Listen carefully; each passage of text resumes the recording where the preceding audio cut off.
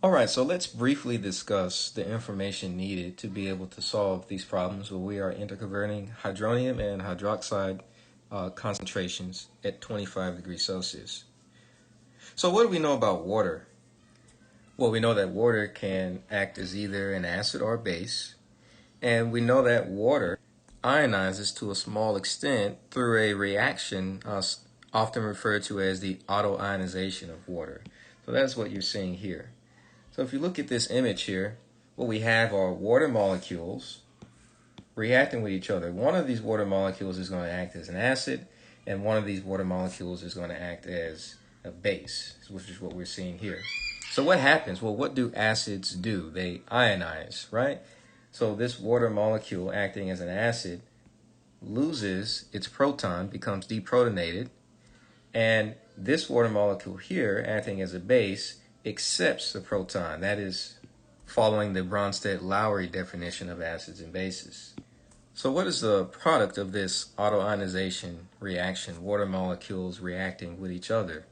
Well, we end up with a deprotonated water molecule or a hydroxide ion, and here we have a water molecule that accepted that proton and now has become what we call hydronium, a hydronium ion. Now, think back to chapter 14 where we looked at equilibrium, reaction equilibrium. And when we were writing equilibrium constants for particular reactions, well, if I asked you to write an equilibrium constant expression for this particular reaction, how would you do it? Well, you'd probably write it like this, where the equilibrium constant for this reaction is equal to the product of the concentration of your two products here. And you would omit this from the equilibrium constant expression because it is liquid state. If you remember, all liquid state substances and solid state substances are omitted from the equilibrium constant expression. Now, you also see this written as this because hydronium, H3O plus, and H plus are often used interchangeably, but they represent the same thing. Okay? Now, moving forward, to indicate that the equilibrium constant refers to the autoionization of water, what we do is we replace Kc with Kw. And Kw is what we call the ion product constant, which is, of course, what you see here. It's the product of the molar concentrations of hydronium and hydroxide at a particular temperature. Remember, K is specific for a particular temperature. So at 25 degrees Celsius, what is the ion product constant for the ionization of water? Well, it is 1 times 10 to the minus 14. Very, very, very, very small. So that tells me the concentration of this and this is not very much. So in pure water at 25 degrees Celsius, the concentration of hydronium and the concentration of hydroxide are going to be the same. They are going to be equal, and they are going to be 1.0 times 10 to the minus 7. Why 1.0 times 10 to the minus 7? Well, when you multiply these together, what do you get? You get the Kw, 1.0 times 10 to the minus 14. So using this relationship right here, we're going to be able to find or interconvert between hydronium and hydroxide concentrations because we know the ion product constant of water at 25 degrees Celsius. So let's look at this first example.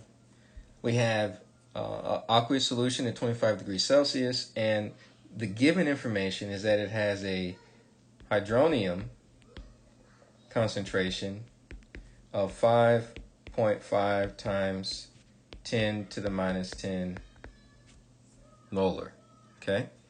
They want us to find the hydroxide concentration. What is that? And this is all the information that they give us, except that they want our final answer to be 2 significant digits. Well, guess what? We can find the hydroxide concentration from the equilibrium constant for the autoionization of water.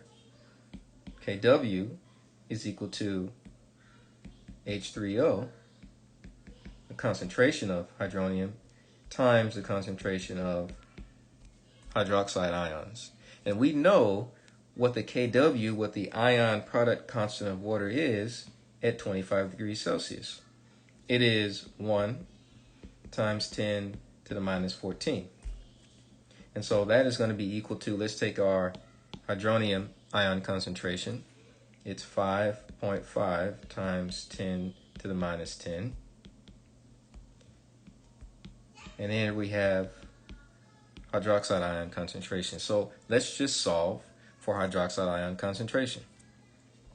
The hydroxide ion concentration is going to be equal to the ion product constant divided by the hydronium ion concentration. Now, because Kw has no units like Kc, I'm going to omit the units of molarity here. Now, when I put this into my calculator, I'm going to use this function in my calculator, E minus 14, just to minimize the likelihood that I make an error with order of operations. And I'm going to do the same thing here. And that's going to give me the hydroxide ion concentration, which comes out to be a very small number, of course. It's 0.00000188182. Now let's place this in scientific notation, and let's round it to two significant digits. So that would be 1.8 times 10 to the negative 5. And it's a concentration, so the units would be molar. And there's our answer.